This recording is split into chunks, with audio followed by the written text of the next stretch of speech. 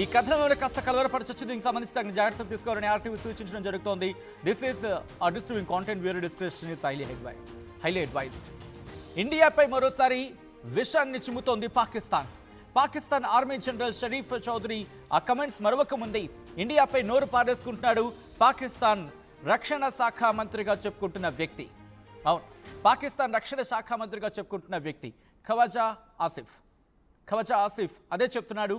ఎందుకు నేను ఈ మాట అంటున్నా అనేది కూడా మనం మాట్లాడుకునే ప్రయత్నం చేద్దాం. ఎందుకంటే ఇండియాను యుద్ధ విమానాల శిథిలాల కింద సమాధి చేస్తామంటున్నాడు ఈ సోకాల్డ్ రక్షణ శాఖ మంత్రి.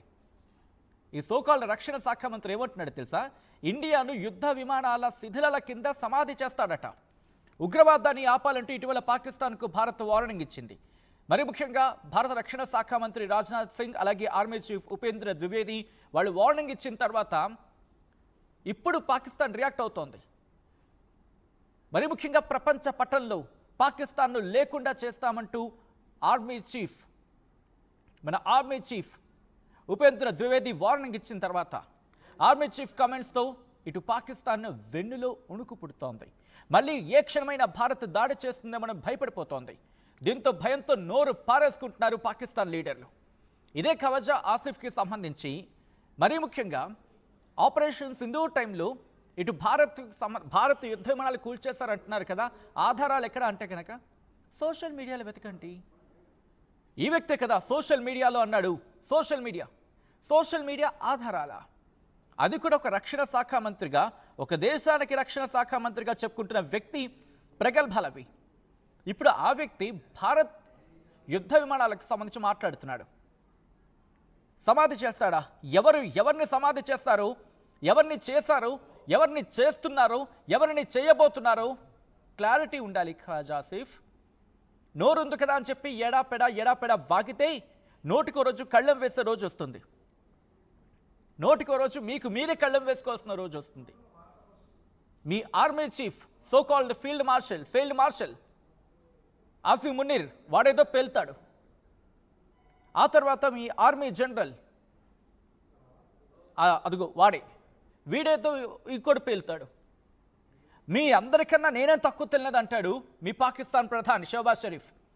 ఒకసారి 5 కూల్చావంటాడు, ఇంకో చోటుకెళ్ళి 6 కూల్చావంటాడు, ఇంకో చోటుకెళ్ళి 7 కూల్చావంటాడు. కూల్చాం కాదు, కూలాయి అనాలి. మీరు ఏమనాలి? కూల్చామనకండి. ఈసారి కూలాయి అనండి. కూల్చాం అనే పదం ఇక మానేసుకోండి.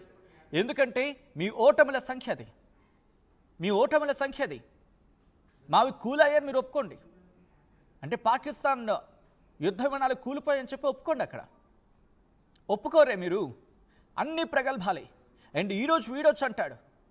వీడికి అమెరికా ఎంగిల్ మెతుకులు పడేస్తే కానీ బతుకు వెళ్ళని వీడు, చైనా సాయం చేస్తే కానీ యుద్ధంలోకి కనీసం తొంగి చూడలేని మంత్రులు మీరు. ఇవన్నీ పక్కన పెడితే టర్కీ వచ్చి మీకు ఆ డ్రోన్లను ఆపరేట్ చేస్తే కానీ యుద్ధం చేయలేని దిక్కుమాలిన పరిస్థితి మీది. అండ్ మీరు మాట్లాడతారు ఈరోజు. వీడేమంటాడు? ఇటు మన యుద్ధ విమానాల గురించి మళ్ళీ ప్రస్తావిస్తున్నాడు ఈ సోకాల్డ్ రక్షణ శాఖ మంత్రి. కొద్ది రోజులుగా వీడు మ్యూట్లోకి వెళ్ళిపోయాడో లేకపోతే మాట్లాడటాల్సిన వీడు ఎందుకు మాట్లాడతాడో వాళ్ళకే తెలియాలి.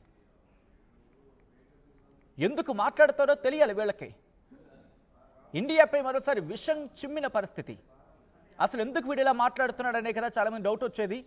ఇవన్నీ కూడా మాట్లాడుకుందాం. ఈ మాటలు వీళ్ళ పేట్రగిపోవడానికి కారణం ఏంటంటే భారత్ ఒక వార్నింగ్ ఇచ్చింది. ఇటు మన army chief general Upendra Dwivedi ఆయన కొన్ని కీలక వ్యాఖ్యలు చేశారు. ఒక్కసారి ఆయన చేసిన వ్యాఖ్యలు ఏంటో చూద్దాం. ఆ తర్వాత అది వ్యాఖ్యలు కూడా కాదు, వార్నింగే పాకిస్తాన్కి. వాళ్ళు ఇంతవరకు ఊహించినది, ఇకపై ఊహించాల్సింది అదే. ఒకసారి ఆయన ఏమంటున్నారో చూద్దాం. ఆ తర్వాత इन डिटेल का माట్లాడుకుందాం. भारत देश पूरी तैयारी के साथ है और इस पर वो संयम नहीं रखेगा जो सिंदूर 1.0 में हमने संयम रखा। इस बार हम आगे की कार्रवाई करेंगे और कुछ ऐसी कार्रवाई करेंगे कि हो सकता है पाकिस्तान को सोचना पड़े कि उसे इतिहास में भूगोल में रहना है कि नहीं रहना।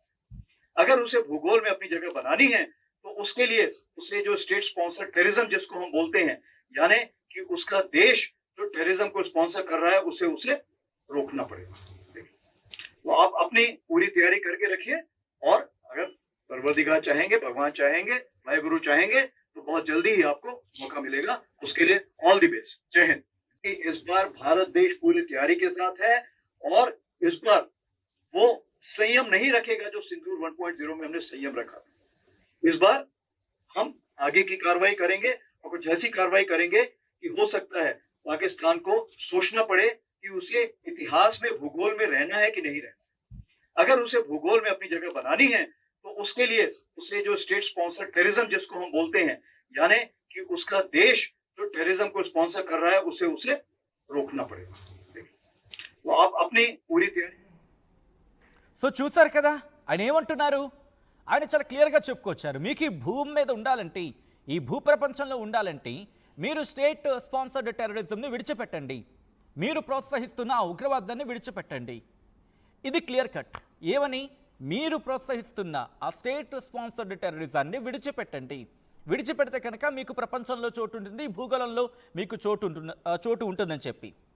సో గుమ్మడికాయలు దొంగ ఎవడా అంటే వెంటనే భుజాలు తనుకున్నాడంట.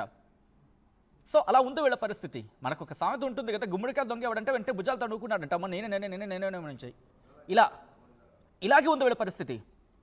వీడేం చేస్తున్నాడంటే ఇప్పుడు మనల్ని భయపెడుతున్నానని చెప్పి. సో ఇక్కడ వీళ్ళ పాకిస్తాన్ కుట్ర, పాకిస్తాన్ కుతంత్రం క్లియర్ కట్ కదా. పాకిస్తాన్ ఒప్పుకోవాల్సిందే కదా, అంతే కదా. ఏమని? మీరు స్పాన్సర్ చేస్తున్నారు ఉగ్రవాదాన్ని, లేకపోతే మళ్ళీ వార్నింగ్ దేనికి? ఉగ్రవాదాన్ని విడిచిపెట్టండి, మీరు బ్రతకండి అని చెప్పి భారత్ అంటోంది. లేదు మేము ఉగ్రవాదం చేయట్లేదు భారత్ అనమాట వాస్తవమే. ఒప్పుకోవచ్చు అని చెప్పి ఒప్పుకోండి. మీరు ఉగ్రవాదానికి సాయం చేయకపోతే ఒప్పుకోండి. మీరు ఉగ్రవాదానికి సాయం చేయకపోతే కనుక భారత్ మాటలు వాస్తవం అని చెప్పి ఒప్పుకోండి. లేదు ఒప్పుకోరు. అహం ఎందుకంటే మీరు ఇక్కడ ఉగ్రవాదాన్ని ప్రోత్సహిస్తున్నారు కాబట్టి. ఈ రోజు కూడా మీరేం చేస్తున్నారో తెలియదా? మొన్నటికి మొన్న ఇటు భారత్ ఆపరేషన్ సింధూర్లో కూల్చివేస్తున్న ఆ ఉగ్ర శిబిరాలను, ఉగ్ర స్థావరాలను మళ్ళీ 4 కోట్ల రూపాయలు వెచ్చించి మీరు వాటిని 4 కోట్ల 4,000 కోట్ల సబ్జెక్ట్ కరెక్షన్ 1,000 కోట్లు అనుకుంటా. ఎస్, 1,000 కోట్ల రూపాయలు ఖర్చు పెట్టి మీరు వాళ్ళకి మళ్ళీ ఇవ్వట్లా? మరి ముఖ్యంగా తెహ్రీక్ తాలిబాన్ అంటే ఖైబర్ పఖ్తూన్ఖ్వాలో ఉన్న కొండ ప్రాంతాల్లో ఈ దుర్మార్గులందరికీ మళ్ళీ స్థావరాలను అక్కడ మార్చట్లే మీరు? ఒప్పుకోరు మీరు మళ్ళీ దీన్ని. మీ దృష్టిలో వాళ్ళు సైనికులు, దేశ సేవకులు. ఏంది మనుషులను చంపేవారు మీకు దేశ సేవకులా, సైనికులా? ఇటు ప్రజలకు వాళ్ళు తినడానికి తిండికి కనీసం మీరు పెట్టలేరు, కానీ ఉగ్రవాదాన్ని పెంచి పోషించడానికి డబ్బులు ఖర్చు చేస్తారా? ఎంత దుర్మార్గులు అంటే వీళ్ళు. ప్రస్తుతం ఆ కొండ ప్రాంతానికి ఈ ఉగ్రముఖులను తరలించడానికి వీళ్ళ శిబిరాలు మళ్ళీ సరిహద్దుల్లో ఉంటే భారత్ ఎప్పుడు దాడి చేస్తుందో, మళ్ళీ ఎప్పుడు పేల్చేస్తుందో, మళ్ళీ ఎప్పుడు కుప్పకూల్చేస్తుందని చెప్పే భయంతో ఈ ఉగ్ర శిబిరాలన్నింటినీ తీసుకెళ్లి ఆ కొండ మీదకి ఎక్కించాలి. ఆ కొండ మీదకి ఎక్కించేస్తే వాళ్ళ ప్రాణాలతో ఉంటారు అని చెప్పి కనీసం ఆ దేశ ప్రజలకి తినడానికి తిండి గింజలకి కూడా డబ్బులు లేని పరిస్థితుల్లో ఉంటే ఈ ఉగ్ర శిబిరాలకి మళ్ళీ ఆ లగ్జరియస్గా ఉండడానికి ఆ శిబిరాలని ఆ కొండ మీద కడుతున్నారు. మళ్ళీ ఆ కొండ ప్రాంతంలో ఉన్న ప్రజల్ని తరిమేస్తున్నారు. కొండ ప్రాంతాల్లో దాడులు చేస్తున్నారు. సైన్యాన్ని పంపించి ఏ దేశం కూడా సిగ్గుతో తలదించుకోవాల్సిన పరిస్థితి. పాకిస్తాన్ ఏ దేశం కూడా తన ప్రజల మీద ఇలా సైన్యాన్ని పంపించిన సందర్భం ఉందా? సైన్యాన్ని పంపించి చంపిన సందర్భం ఉందా?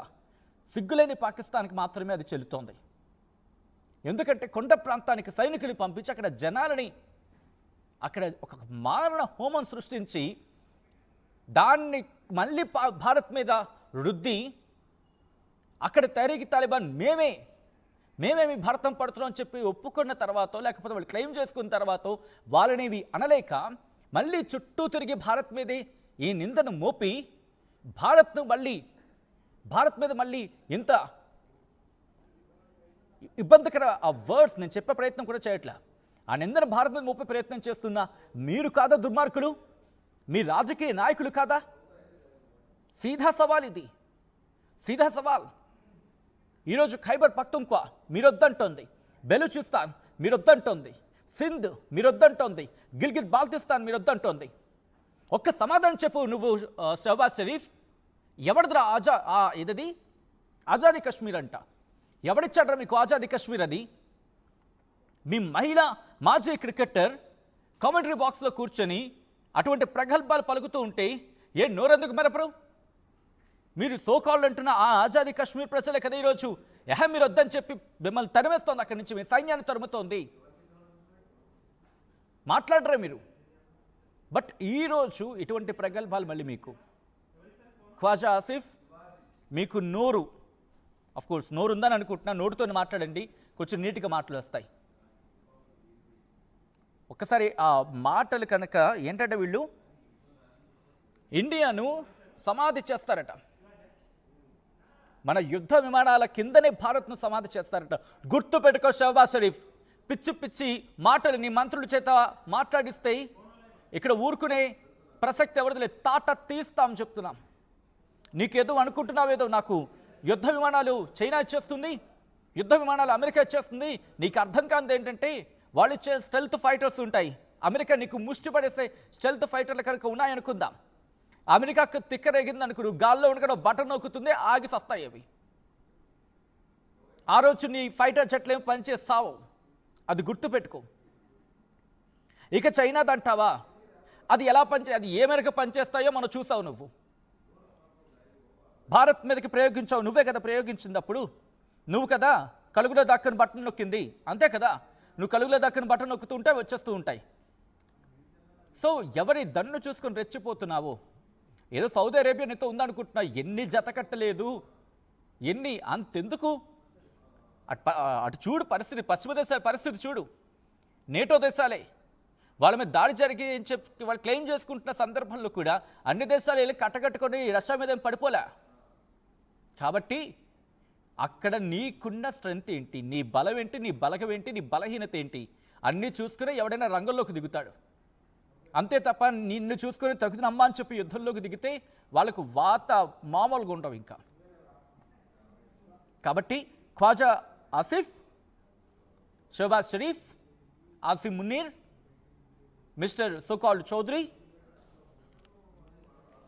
వాడి పేరేదో ఉందబ్బా,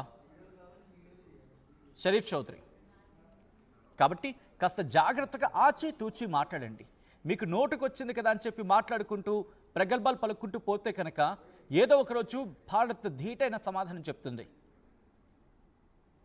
మీకు అవకాశం ఇచ్చింది బతుకుబాబని చెప్పి, లేదు కాదు కూడదని చెప్పి మళ్ళీ మీరు గెలుక్కుంటే కనుక ఈసారి ఒక గోబ గియ్యి అంది కదా, రెండో గోబకు ఏడబడి గియ్యి అంటది.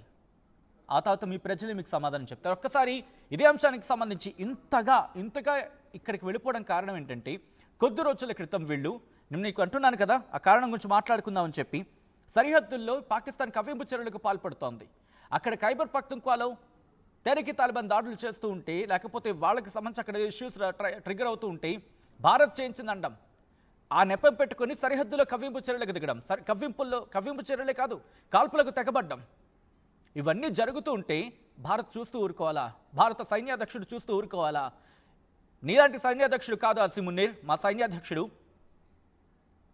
యుద్ధం జరుగుతున్నప్పుడు నువ్వు కలుగులో దాక్కుడిపోయి నీ కుటుంబాన్ని విదేశాలకు పంపించేసి నీ సైన్యం పోతే పోయింది, నువ్వు బతకాలి, నీ ప్రధాని బ్రతకాలి అని చెప్పి మీరు కలుగులో దాక్కున్నారు. కానీ మా సైన్యాధ్యక్షుడు, మా సైన్యం గ్రౌండ్లో ఉంది, ఫీల్డ్లో ఉంది, యుద్ధాన్ని పర్యవేక్షిస్తూ యుద్ధాన్ని ఎప్పటికప్పుడు ముందుకు నడిపిస్తూ సైన్యంలో మరింత స్థైర్యాన్ని నింపింది. ఈరోజు కూడా అంతే.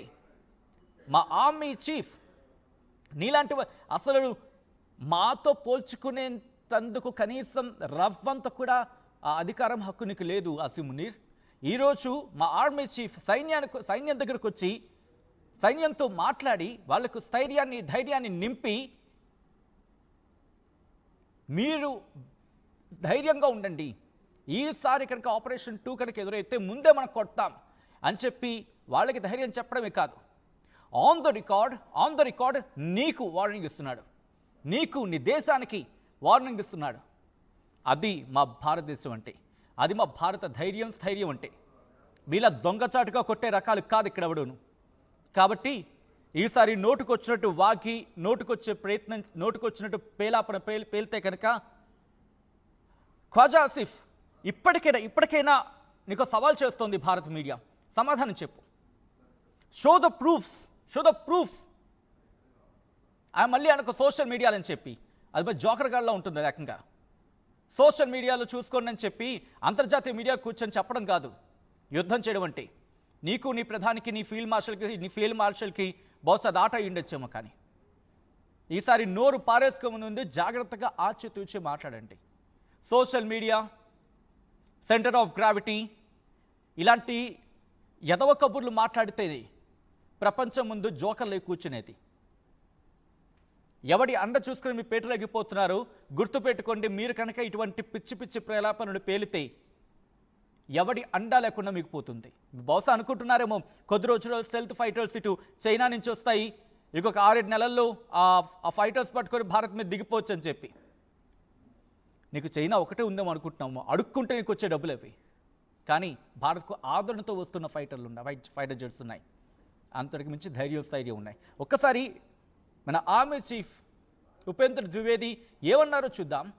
ఆ తర్వాత ఇంతటి కారణానికి వాళ్ళు ఇంతలా పేటరేగిపోవడానికి వాళ్ళకి ఇంతగా కాలిపోవడానికి కారణం ఆయన చేసిన వార్నింగ్, ఆయన ఇచ్చిన వార్నింగ్. ఒక్కసారి ఆయన ఏమన్నారో చూద్దాం. ఈ కథను మమ్మల్ని కాస్త కలవరపరచొచ్చు, దీనికి సంబంధించి తగిన జాగ్రత్త తీసుకోవాలని ఆర్టీవీ సూచించడం జరుగుతోంది. This is disturbing content, viewer discretion is highly advised. ఒకసారి ఆయన ఏమన్నారో చూద్దాం. देश पूरी तैयारी के साथ है और इस पर वो संयम नहीं रखेगा जो सिंदूर 1.0 में हमने संयम रखा. इस बार हम आगे की कार्रवाई करेंगे और कुछ ऐसी कार्रवाई करेंगे कि हो सकता है पाकिस्तान को सोचना पड़े कि उसे इतिहास में भूगोल में रहना है कि नहीं रहना. अगर उसे भूगोल में अपनी जगह बनानी है तो उसके लिए उसे जो स्टेट स्पॉन्सर टेररिज्म जिसको हम बोलते हैं, यानी कि उसका देश जो टेररिज्म को स्पॉन्सर कर रहा है उसे रोकना पड़ेगा. तो आप अपनी पूरी तैयारी करके रखिए और अगर परवरदिगार चाहेंगे, भगवान चाहेंगे, वाहेगुरु चाहेंगे तो बहुत जल्दी ही आपको मौका मिलेगा. उसके लिए ऑल द बेस्ट. जय हिंद. इस बार भारत देश पूरी तैयारी के साथ